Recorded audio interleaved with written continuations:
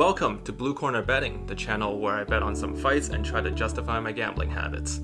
Just two quick disclaimers before I begin. First, there will be a lot of opinions in this video, so if you disagree, please leave a comment and let me know why. Second, this channel is all about making educated bets in MMA, so please gamble responsibly. Now with that said, let's jump into the card. UFC on ESPN, Poirier vs. Hooker.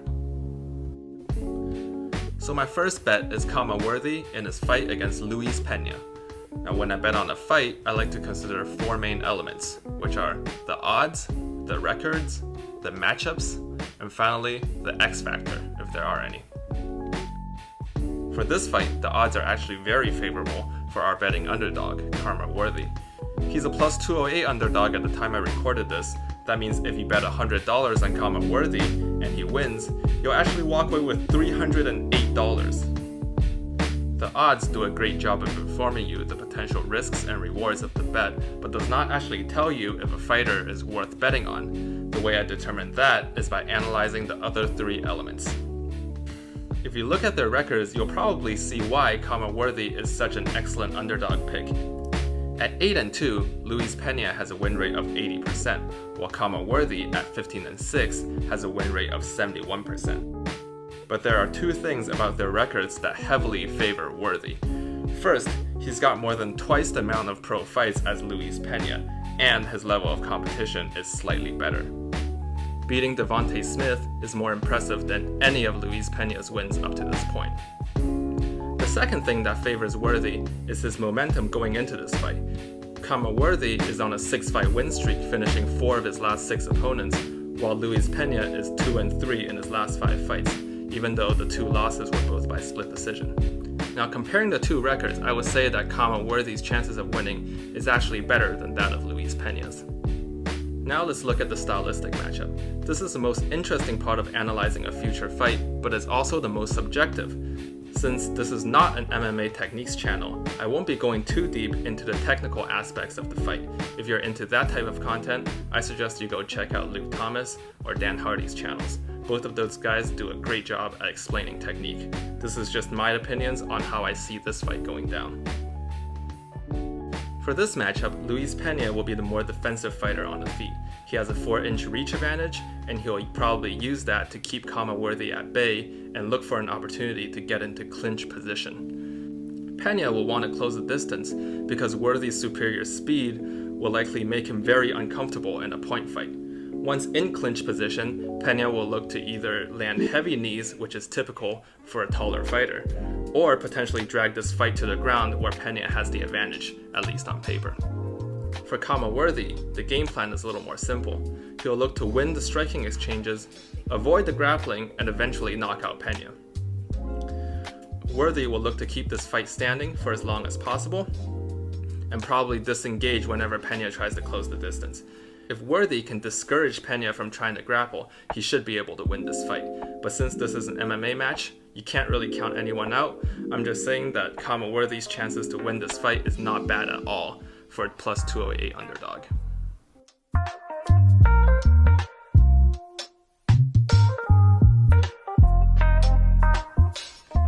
Next up, I'm betting on Mickey Gall in his fight against Mike Perry in the co-main event.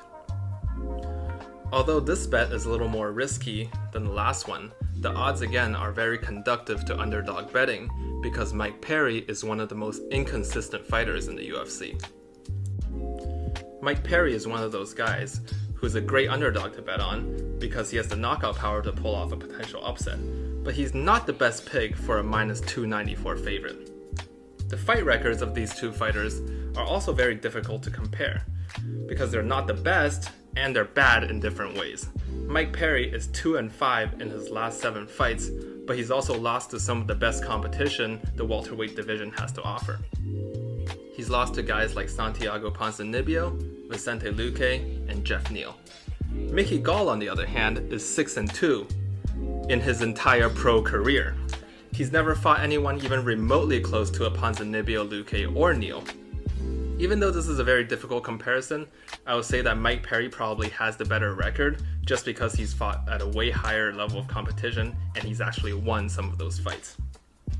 In terms of matchup, Mike Perry should have a considerable offensive advantage on the feet.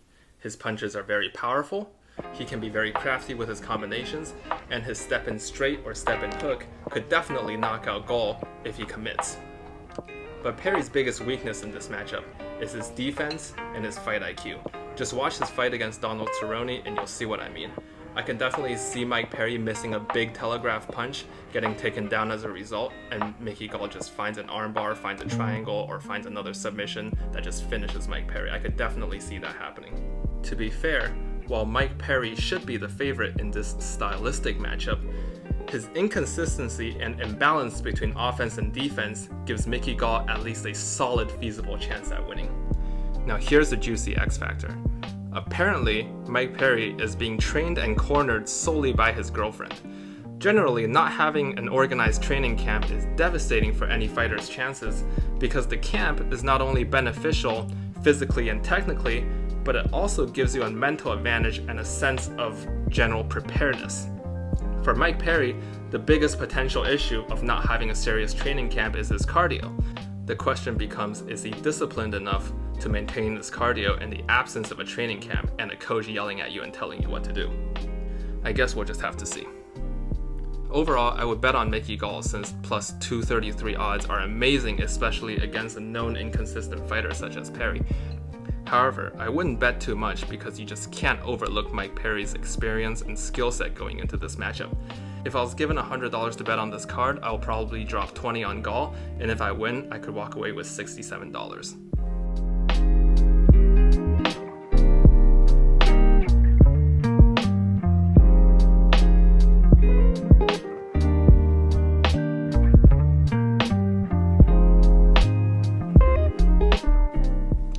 Next, I will be betting on Dustin Poirier in the main event. This is the only favorite I will be betting on in this card. I was originally going to bet on Aspen Ladd in her fight against Sarah McMahon, but unfortunately Aspen got injured. According to the odds, Dustin Poirier is a minus 200 favorite, while Dan Hooker is a plus 160 underdog. However, I believe Dan Hooker's chances of winning are not good enough to warrant the underdog pick. Looking at their records, I would say Dustin Poirier has an objectively better record than Dan Hooker. Dan has less wins and a lower win rate of 71%, while Poirier has maintained a 78% win rate while being active consistently since 2010. In terms of competition, Dustin's best wins are also considerably better than Dan Hooker's. Dan's best wins include Paul Felder, Al Iaquinta, and James Vick.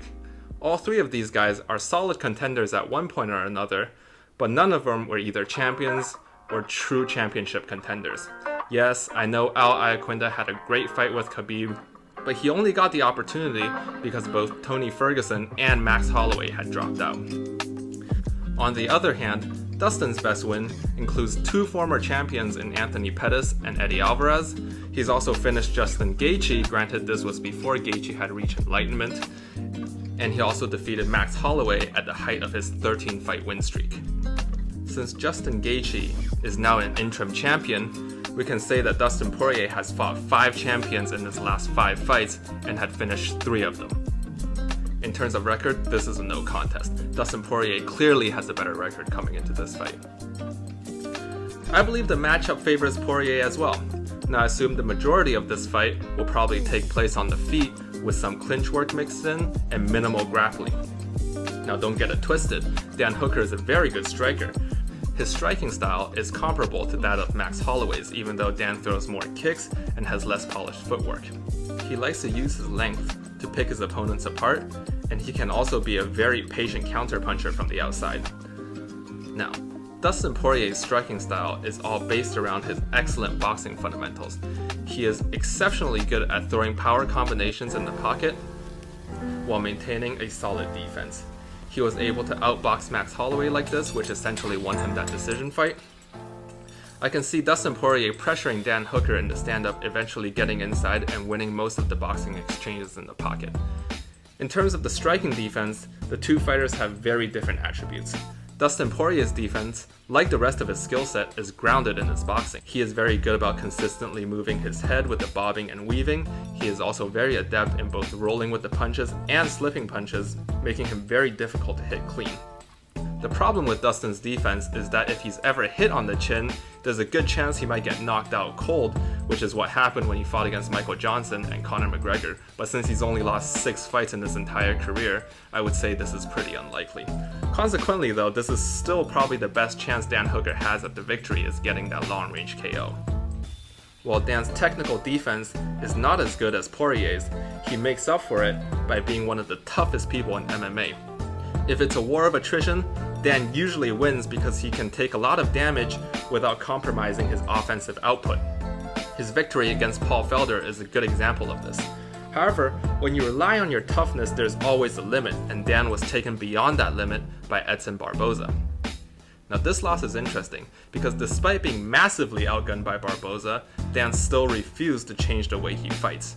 So if he fails to adapt to Poirier's boxing advantages, I could see him taking a lot of damage early and eventually losing by decision or by TKO. Overall, I think Dustin Poirier is a relatively safe bet. If I have $100, I would feel pretty comfortable betting 40 on him winning. Now thanks again for watching, I'll see you guys next time.